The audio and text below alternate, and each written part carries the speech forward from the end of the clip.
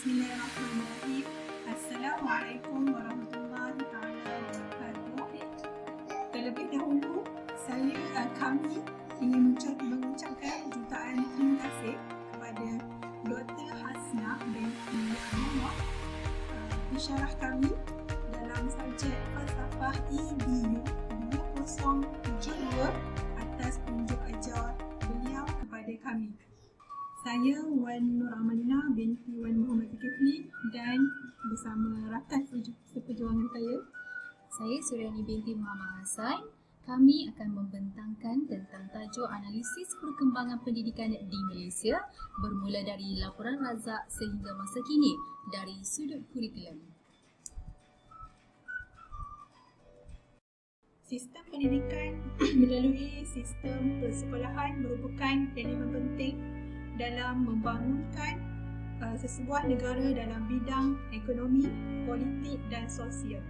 Sistem pendidikan bukan sahaja berperanan untuk memberikan pendidikan kepada masyarakat semata-mata, bahkan menjadi wadah perjuangan untuk menyampaikan nilai-nilai murni dalam mencapai perpaduan kaum, khususnya di negara kita iaitu Malaysia. Sebelum kedatangan British ke Tanah Melayu, sistem pendidikan masyarakat Melayu pada ketika itu adalah berlandaskan kepada pendidikan tidak formal dan pendidikan yang bersifat formal. Pendidikan yang tidak formal yang dimasukkan ialah pendidikan yang berkisarkan kepada pembelajaran secara turun-temurun yang diwariskan kepada generasi seterusnya. Hala tuju pendidikan ini adalah berdasarkan proses pembelajaran yang mengalihkan insan yang berkemahiran dan berkebolehan dalam aspek teknik dan seterusnya saya akan membentangkan ataupun saya akan menunjukkan kronologi perkembangan pendidikan di Malaysia yang bermula daripada laporan Razak 1956 sehingga laporan jawatan kuasa kabinet 1979 dan seterusnya adalah pendidikan Malaysia kini. Seterusnya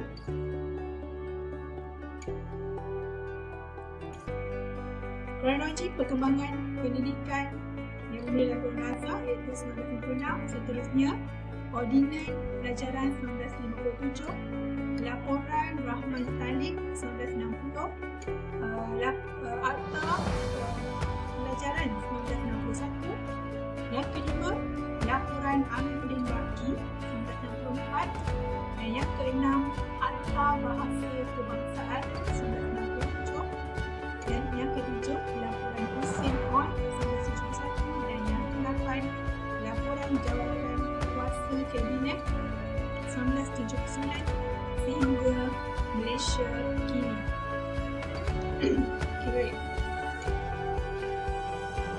Saya akan menerangkan tentang laporan Razak 1956. Dalam laporan Razak 1956 ini, pertama sekali keempat-empat sistem persekolahan dalam tingkat sekolah rendah akan terus berubah.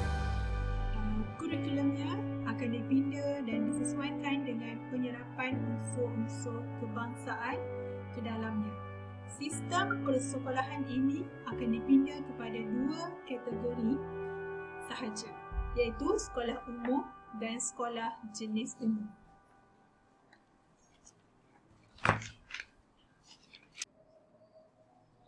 Seterusnya, saya akan meneruskan lagi tentang kurikulum dalam laporan Razak 1956. Pertama sekali, mata pelajaran wajib bagi semua sekolah ialah Bahasa Melayu dan Bahasa Inggeris. Murid-murid Cina dan India boleh mempelajari bahasa ibunda mereka sendiri di sekolah jenis umum, iaitu aliran Inggeris. Penggubalan sukatan pelajaran yang sama bagi semua sekolah rendah dan seterusnya. Pembentukan sistem pendidikan kebangsaan adalah dicadangkan satu jenis sekolah menengah sahaja. Seterusnya saya akan sambung tentang laporan Rahman Talib.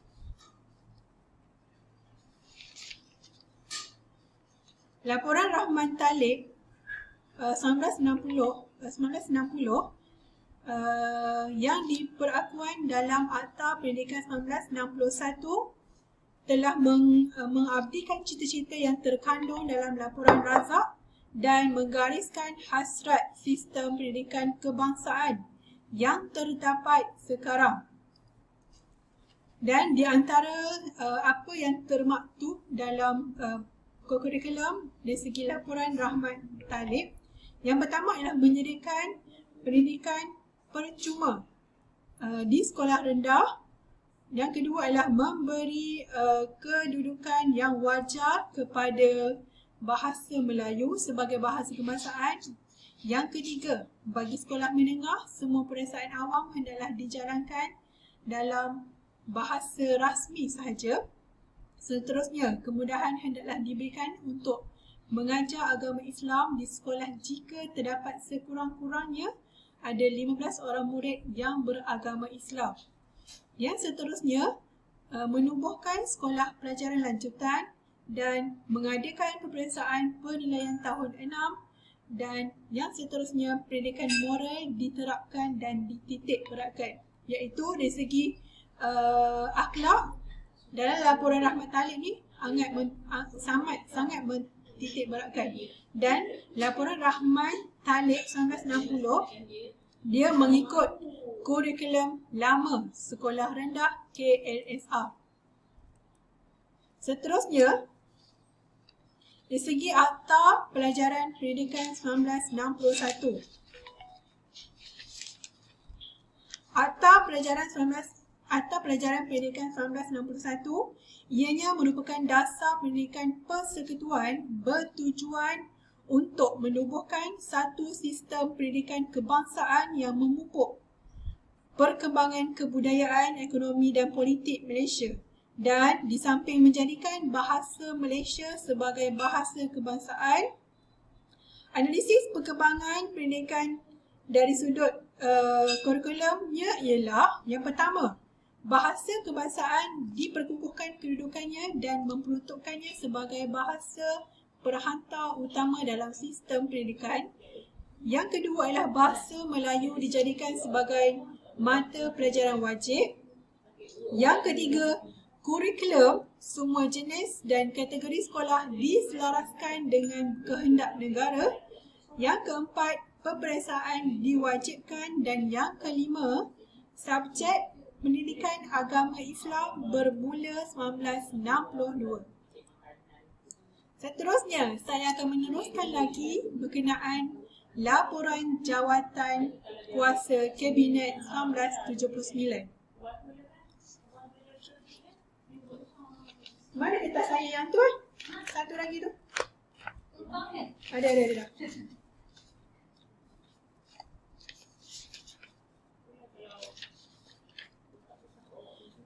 Laporan Jawatan Kuasa Kabinet 1979 atau nama lainnya ialah Penyata Mahathir, kerana dipengerusikan oleh Tun Dr. Mahathir Mohamad ketika beliau menyandang jawatan Timbalan Perdana Menteri Malaysia pada 1979.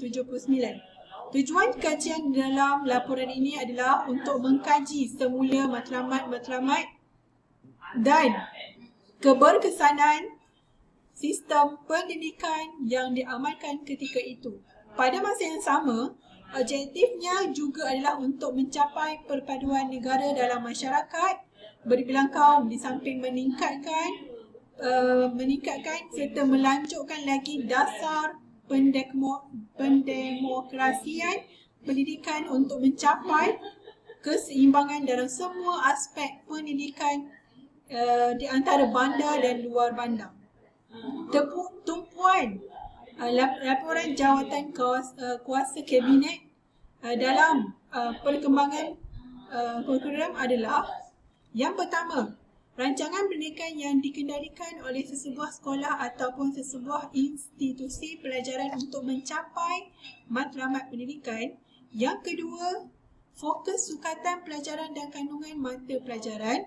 Yang ketiga, berpandukan pendidikan luar bilik darjah.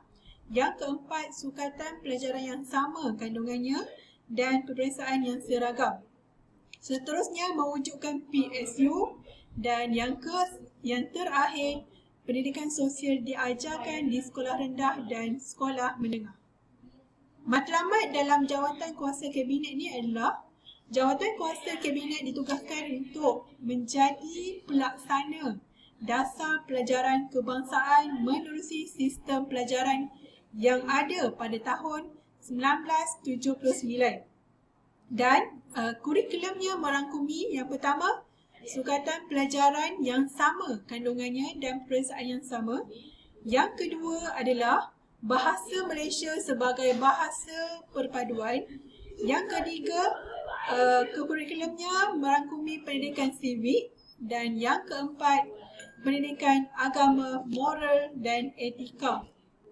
Seterusnya, jawatan kuasa kabinet telah membuat kajian terhadap kurikulum yang lama sekolah rendah iaitu KLSR dan telah mengenal pasti beberapa kelemahan seperti isi kandungan pelajaran berulang dan tiada perkaitan. Yang kedua adalah sukatan pelajaran mengandungi butiran yang terlalu banyak. Yang ketiga, guru dan murid terdesak untuk menghabiskan sukatan pelajaran. Dan yang keempat adalah pengajaran dan pembelajaran terlalu bergantung kepada buku teks. Seterusnya, dalam laporan Jawatan Kuasa Kabinet 1979 juga, pendidikannya di peringkat rendah hendaklah memberi penegasan kepada pendidikan dalam bidang 3M. Yang pertama adalah membaca, yang kedua adalah menulis, yang ketiga adalah mengira. Kurikulum baru sekolah rendah KBSR telah dirancang bagi membolehkan murid mencapai kemahiran dalam 3 bidang asas iaitu komunikasi, manusia dengan alam dan perkembangan individu. Seterusnya, bentuk kurikulum baru sekolah rendah. Ini adalah bentuk kurikulum baru sekolah rendah dari segi komunikasi. Dari segi murid ni, dari segi komunikasi, dia ada kemahiran asas membaca, menulis dan mengira.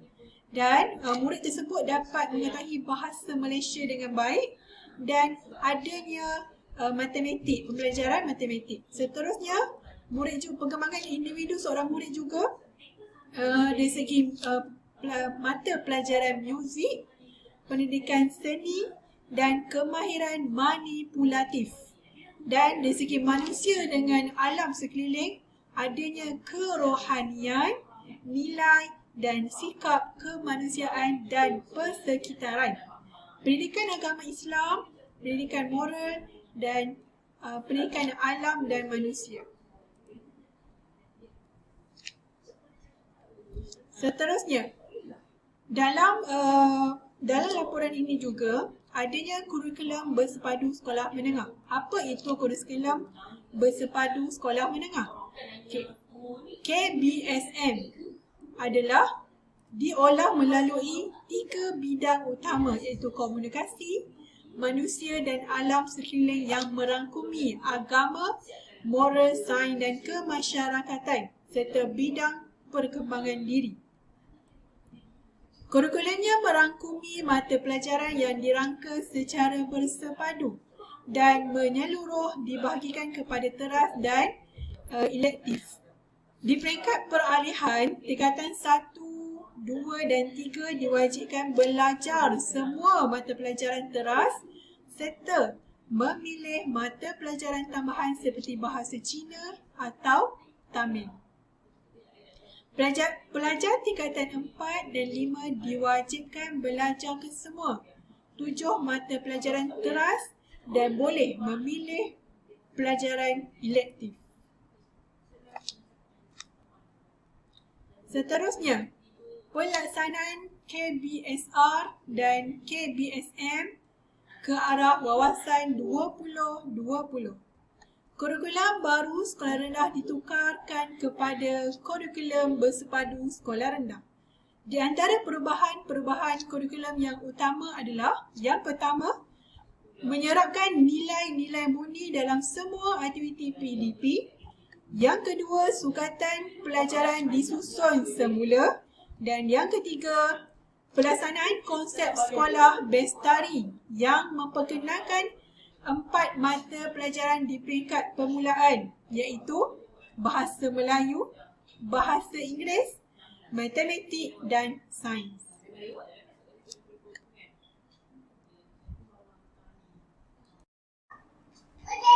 Baiklah, sekarang saya akan sambung pembentangan analisis perkembangan pendidikan berkenaan pendidikan masa kini, iaitu Pelan Induk Pembangunan Pendidikan PIPP dan Pelan Pembangunan Pendidikan Malaysia PPPM.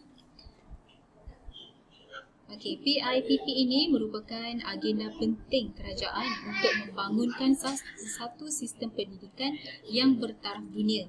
Jadi PIPP ini telah dirangka untuk melaksanakan dan merealisasikan satu sistem pendidikan yang bersifat holistik, progresif, bermoral dan bertaraf dunia. Ini adalah kerana pada abad ke-21 negara kita ni menghadapi cabaran baru, kesan daripada globalisasi, liberalisasi, pengantarbangsaan dan juga perkembangan teknologi maklumat dan juga komunikasi, iaitu ICT. Maka PIPP 2006 hingga 2010 ini telah menggariskan 6 teras. Okey. 6 teras yang terdapat dalam PIPP iaitu teras pertama, membina negara bangsa. Teras kedua, membangunkan modal insan. Teras ketiga, memperkasakan sekolah kebangsaan. Teras keempat, merapatkan jurang pendidikan di luar bandar. Teras kelima, memartabatkan profesyen perguruan. Dan teras terakhir, iaitu teras keenam, itu untuk melonjakkan kecemerlangan institusi pendidikan.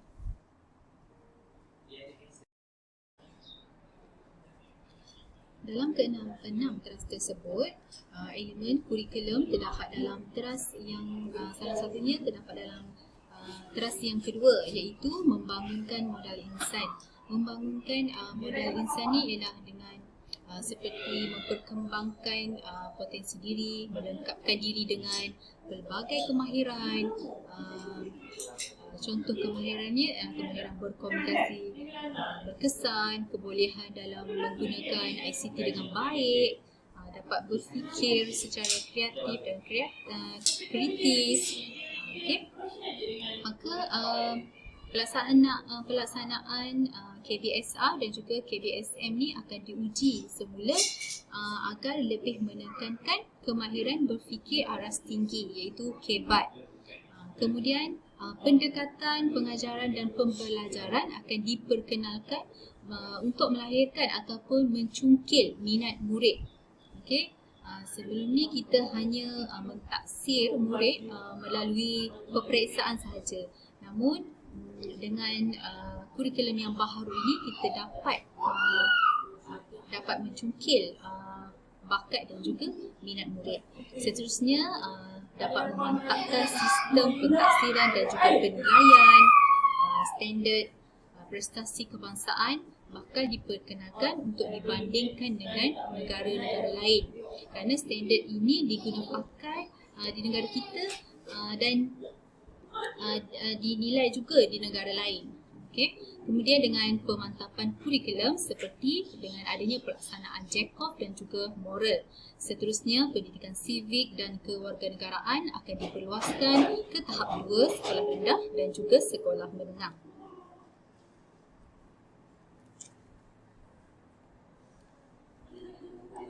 Okay, seterusnya. Okey, seterusnya elemen kurikulum yang terdapat dalam teras keempat dalam PIPP, iaitu merapatkan jurang pendidikan di luar bandar. Okey, di mana beberapa langkah telah dikenal pasti untuk meningkatkan penyertaan orang asli dan minoriti, iaitu dalam meningkatkan penguasaan 3M. Okey, ini adalah salah satu usaha kerajaan lah, sebabnya tidak mahu di mana golongan orang asli ataupun golongan minoriti ini terkebelakang berbanding yang tinggal di bandar-bandar. Okey, dengan meningkatkan penguasaan 3M ni, iaitu membaca, menulis dan juga mengira. Elemen seterusnya, elemen kurikulum yang terdapat dalam kelas yang ke-6, iaitu untuk melonjakkan kecemerlangan institusi pendidikan. Untuk melonjakkan lagi kecemerlangan institusi pendidikan dalam sistem pendidikan negara kita, Kementerian Pelajaran Malaysia ni telah mengadakan pendekatan, piawaian dan penanda aras yang lebih tepat dan juga bersesuaian dengan ciri dan keperluan kluster pendidikan yang ada. Ia bertujuan untuk membuktikan keupayaan sistem pendidikan negara di samping membantu usaha untuk menjadikan Malaysia sebagai pusat kecemerlangan pendidikan. Jadi pelaksanaan ini direalisasikan dalam teras ke-6 ini dengan mewujudkan sekolah kluster kecemerlangan ataupun SKK. Ia bertujuan untuk melonjakkan kecemerlangan sistem pendidikan negara menerusi kluster masing-masing. Kalau kita sebut kluster, semua orang kenal. Sebenarnya sekolah kluster ni juga dia ada kategori masing-masing yang terdiri daripada kluster sekolah kluster A, B dan juga C. Dan sekolah kluster ni di mana kurikulumnya sangat menekankan akademik, di mana 80% daripada murid mestilah lulus dalam peperiksaan UPSR dalam tempoh 3 tahun berturut-turut. Dan murid cemerlang dari segi akademik, co-curriculum dan juga sasiah.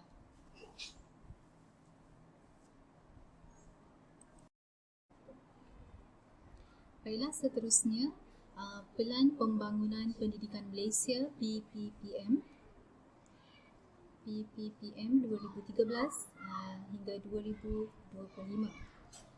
PPPM ini telah dirangka bagi meningkatkan aspirasi negara dalam mempersiapkan generasi muda untuk menghadapi keperluan abad ke-21 dan meningkatkan harapan ibu bapa serta masyarakat terhadap dasar pendidikan negara.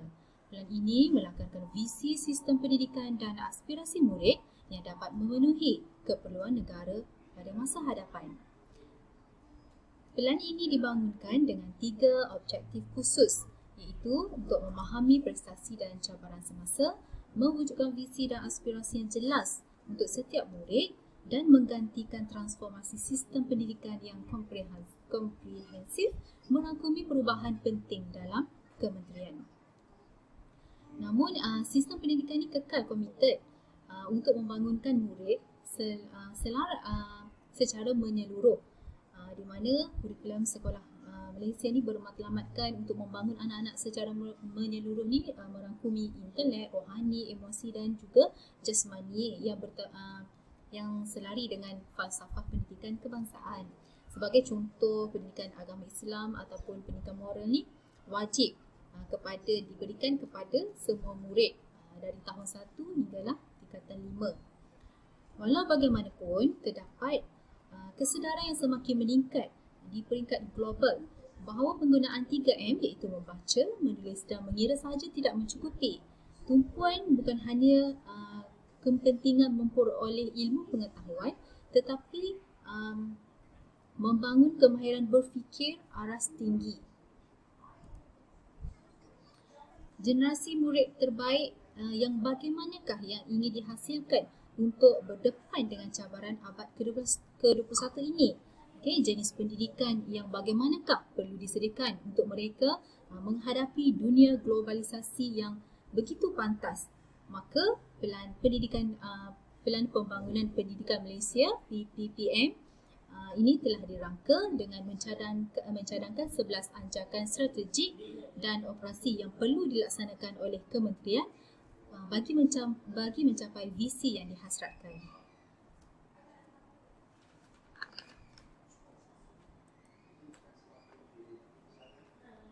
Seterusnya,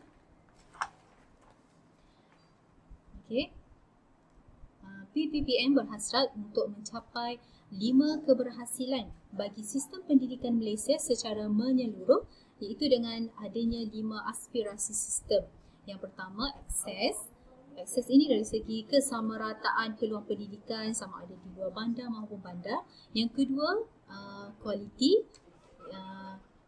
Kualiti negara, maksudnya negara dengan kelompok sepertiga teratas ni bermaksud sebagaimana dalam pentaksiran seperti TIMSS dan juga PISA, di mana negara kita, pelajar kita masih berada di tahap yang tidak begitu memberangsangkan, tidak mencapai standard, belum mencapai standard lagi. Kenapa? Kerana kita negara ni ingin pelajar kita berada 1/3 teratas dalam pentaksiran dalam sains dan juga matematik. Kemudian equity, perpaduan dan juga kecekapan. Ini adalah 5 aspirasi yang terdapat dalam sistem PPPM. Baik, seterusnya 6 aspirasi murid yang terdapat dalam PPPM, iaitu pengetahuan, kemahiran berfikir, kemahiran memimpin, identiti nasional, etika dan kerohanian serta kemahiran dui bahasa. Terdapat elemen kurikulum dalam 6 aspirasi murid ini, iaitu dari segi pengetahuan. Pada peringkat paling asas, setiap murid atau kanak-kanak ini dia perlu menguasai kemahiran literasi dan juga numerasi, iaitu dengan menguasai mata pelajaran teras seperti sains dan juga matematik. Kemudian murid juga penting untuk didedahkan dengan pengetahuan am seperti subjek sejarah dan juga geografi. Manakala kemahiran dalam bidang lain seperti seni, muzik dan sukan juga diterapkan kepada murid-murid. Seterusnya, kemahiran berfikir. Kemahiran berfikir ni perlu dikuasai dalam pelbagai kemahiran kognitif. Termasuklah seperti penaklukan, pemikiran kritis, kreatif serta inovatif. Seterusnya, kemahiran dui bahasa, iaitu dengan menguasai bahasa Malaysia, menguasai bahasa Inggeris dan juga dengan mempelajari bahasa lain sebagai bahasa tambahan. Contoh, kalau di sekolah kebangsaan, kita sebagai orang Melayu mungkin boleh menguasai kemahiran berbahasa Melayu.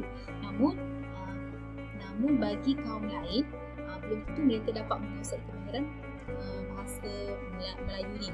Jadi apabila dapat menguasai kedua bahasa ini, bahasa Melayu dan bahasa Inggeris, barulah kerajaan ni akan memasukkan satu bahasa tambahan yang akan dipelajari oleh murid-murid sebagai bahasa tambahan lah, seperti bahasa Jepun ataupun Perancis.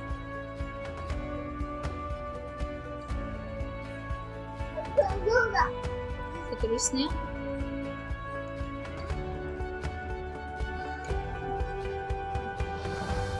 terdapat 11 ancaman utama untuk mentransformasi sistem pendidikan negara, dan elemen kurikulum yang terdapat dalam 11 ancaman utama ini iaitu terdapat dalam ancaman pertama, ancaman kedua dan juga ancaman ketiga. Ancaman pertama ialah untuk mendidikkan kesamarataan akses kepada pendidikan yang berkualiti bertaraf antarabangsa, iaitu dengan menanda aras pembelajaran baharu matematik, sains dan juga dengan standard antarabangsa. Kemudian melancarkan kurikulum standard sekolah menengah KSSM dan kurikulum standard sekolah rendah KSSR, di mana untuk mengimbangi ilmu pendidikan, ilmu pengetahuan dan juga kemahiran seperti pemikiran kreatif, inovatif, penyelesaian masalah dan juga kemahiran kepimpinan. Yang ketiga, merombak peperiksaan kebangsaan dan pentaksiran berasaskan sekolah PBS untuk meningkatkan secara berperingkat peratusan soalan yang mentaksir kemahiran berfikir aras tinggi iaitu KBAT. Menjelang tahun 2016, soalan berbentuk pemikiran aras tinggi ini akan merangkumi 40% daripada soalan UPSR dan sekurang-kurangnya 50% daripada soalan SPM. Guru juga tidak perlu meramal soalan dan topik yang akan diuji dan melaksanakan latih tubi bagi mengingat kandungan pelajaran. Sebaliknya, murid ini akan dilatih untuk berfikir secara kritis dan juga mengaplikasikan pengetahuan tersebut. Yang keempat, meningkatkan kualiti pendidikan sains, teknologi, kejuruteraan dan matematik STM. Dengan menerapkan kemahiran berfikir aras tinggi khususnya bagi mata pelajaran sains dan juga matematik. Kemudian memperluas akses dan meningkatkan kualiti laluan pendidikan bermula dengan pendidikan vocational. Itu pada tahun 2013, perkhidmatan kaunseling kerjaya dan juga akademik akan dimasukkan ke dalam jadual waktu sekolah menengah. Seterusnya, elemen kurikulum terdapat dalam ancakan yang kedua, iaitu untuk memastikan setiap murid menguasai kemahiran dalam bahasa Malaysia dan juga bahasa Inggeris dan digalakkan mempelajari bahasa tambahan. Melaksanakan kurikulum bahasa Malaysia untuk sekolah jenis kebangsaan, memperluaskan program bonus supaya mengikuti literasi bahasa Inggeris dengan menjadikan mata pelajaran bahasa Inggeris berkas wajib lulus peringkat SPM dan memperluaskan peluang bagi pendedahan terhadap bahasa tersebut. Yang keempat, menggalakkan murid mempelajari bahasa tambahan menjelang tahun 2025 selain bahasa Melayu, bahasa Inggeris dan juga bahasa Arab. Kementerian ini akan memperluaskan bahasa penting yang lain seperti bahasa Perancis, Sepanyol dan juga Jepun. Seterusnya, kurikulum dalam ancakan yang ketiga, iaitu untuk melahirkan rakyat yang menghayati nilai